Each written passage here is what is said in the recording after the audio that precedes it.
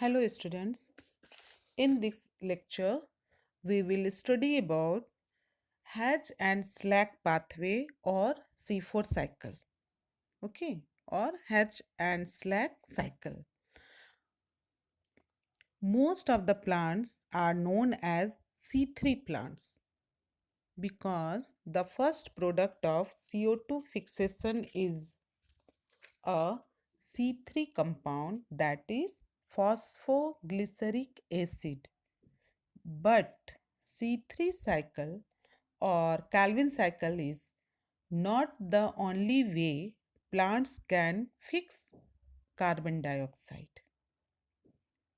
Okay, Australian scientists M.D. Hatch and C.R. Slack in 1967 found that in certain plants growing in tropical climates, the first product of photosynthesis is a C4 compound instead of C3. These plants, now called C4 plants, include some of the most important monocotyledonous crops such as sugarcane, corn, millets, etc. Besides, some dicotyledons such as amaranthus, euphorbia, and certain weeds also show C4 cycle. ठीक है, ये जो C4 cycle है ये M.D. Hatch और C.R. Slack इन 1967 में एक cycle का पता लगाया। साइकिल मतलब चक्र। तो उसमें ये पता लगा कि जिस तरह से C3 cycle that is Calvin cycle में जिस तरह से CO2 का फिक्सेशन होता है कार्बन डाइऑक्साइड का, उसी तरह से एक साइकिल और है जिसमें CO2 का फिक्सेशन होता है, कार्बन डाइऑक्साइड का फिक्सेशन होता है, जिसे C4 साइकिल कहा जाता है।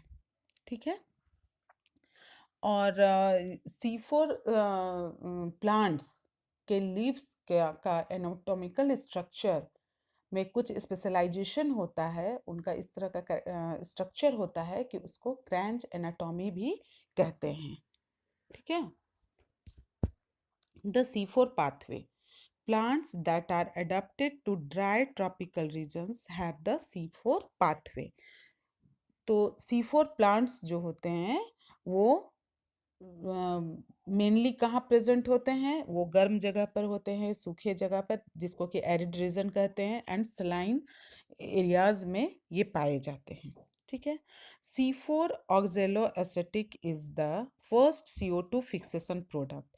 जिस तरह से C3 प्लांट्स का फर्स्ट प्रोडक्ट जो होता है वो फॉस्फोग्लिसरिक एसिड होता है, उसी तरह से C4 साइकिल में जो CO2 फिक्सेशन का फर्स्ट प्रोडक्ट जो होता है वो ऑक्जेलो एसिटिक एसिड और इसका शॉर्ट फॉर्म OAA होता है।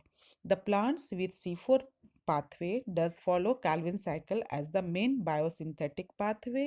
C4 plants differ from C3 plants by having a special type of leaf anatomy.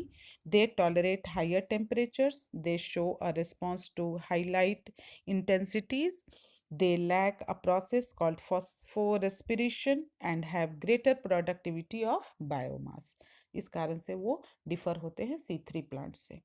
Anatomy of C4 plants differ from C3 by having large cells around the vascular bundles, which are called bundle sheath cells, and the leaves which have such anatomy are said to have Grange anatomy.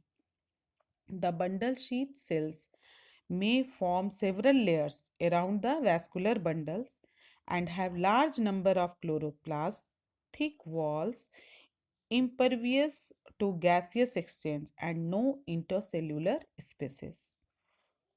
तो ये जो C4 plants के जो leaves होते हैं इनमें क्या होता है, मिजोफिल सेल्स प्रेजेंट होते हैं, और ये जो मिजोफिल सेल्स हैं वो वेस्कुलर बंडल के चारों ओर कंसेंट्रिक लेयर्स में सजे रहते हैं। ठीक है, और जो वेस्कुलर बंडल्स हैं इसके चारों ओर बंडल शीट्स भी प्रेजेंट होते हैं, और इनमें मेसोफिल सेल्स में क्लोरोप्लास्ट जो होते हैं वो छोटे होते हैं, और इनमें जो ग्रैना प्रेजेंट होते हैं वो वेल डेवलप्ड होते हैं। ठीक है, लेकिन बंडल शीट जो कि वैस्कुलर बंडल के चारों ओर प्रेजेंट होते हैं, उसमें क्लोरोप्लास्ट जो होते हैं वो बड़े होते हैं। ठीक है, तो इस तरह से ये डिफरेंट होते हैं C3 प्लांट्स से, के लीव्स से। The pathway followed by C4 plants are called the Hatch and Slack pathway, is again a cyclic process.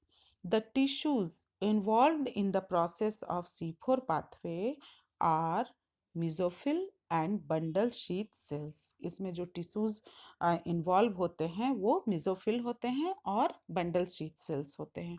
The process starts in mesophyll, ये प्रोसेस जो होता है स्टार्ट होता है मेसोफिल में when CO2 is accepted by primary CO2 acceptor which is 3 carbon molecule, जो कि क्या होता है phosphoenol pyruvate PEP, catalyzed by PEP कार्बोऑक्सिलेज और PEP केज। ठीक है, ये एंजाइम है PEP कार्बोऑक्सिलेज। मिजोफिल सेल्स लैक, यहाँ पर इसको रूबिस्को एंजाइम आप पढ़ सकते हैं, या RUBISCO एंजाइम। अब ये क्या है, तो ये RUBISCO, इसका फुल फॉर्म है राइब्यूलोज 1,5-बाइफॉस्फेट कार्बोऑक्सिलेज ऑक्सीजिनेज। ठीक है, और यहाँ पर लिखा हुआ है एंजाइम, तो ये किस तरह का एंजाइम है, तो is an enzyme involved in the first major step of carbon fixation. ठीक है, तो the C4 acid oxaloacetic acid is formed in the mesophyll cells, which then forms other 4 carbon compounds like malic acid or aspartic acid in the mesophyll cells. Malic acid formed are transported to the bundle sheath cells. ठीक है, तो फिर in the bundle sheath cells these C4 acids are broken down to release CO2 and a 3 carbon molecule. The 3 carbon molecule is transported back to the mesophyll where it is converted to PEP again, thus completing the cycle. मतलब ये दो ये में एक mesophyll cell में होता है और सेकंड जो होता है वो बंडल शीथ में होता है। The CO2 releases in the bundle sheath cells enters the C3 or the Calvin pathway, a pathway common to all plants. ये कैल्विन पाथवे जो है वो हर तरह के प्लांट्स में कॉमन पाथवे होता है। The bundle sheath cells are rich in an enzyme ribulose biphosphate carboxylase oxygenase. ठीक है, RUBISCO, but lack PEP case. Thus, the basic pathway that results in the formation of the sugars, the Calvin pathway, is common to the C3 and C4 plants.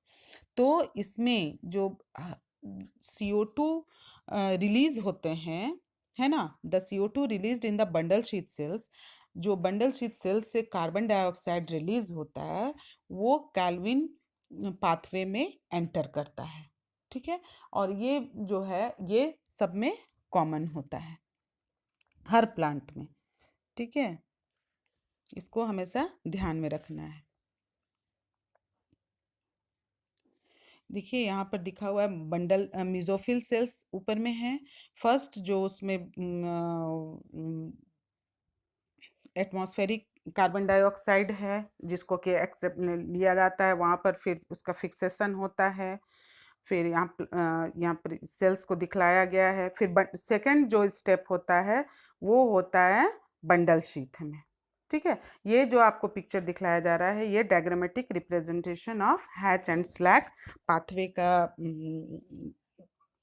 ये diagram है, और जिसका description जो है हम लोग उसको पहले कर चुके हैं।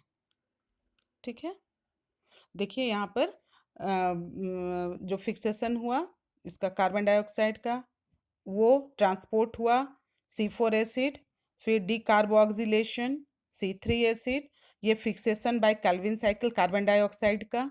ठीक है, फिर ट्रांसपोर्ट होता है C3 एसिड, रीजनरेशन, और इस तरह से ये साइकिल चलते रहता है mesophyll to bundle sheath to mesophyll cells. ठीक है, ये एक पाथवे है, एक साइकिल है जिसको C4 साइकिल कहते हैं। ठीक है, थैंक यू।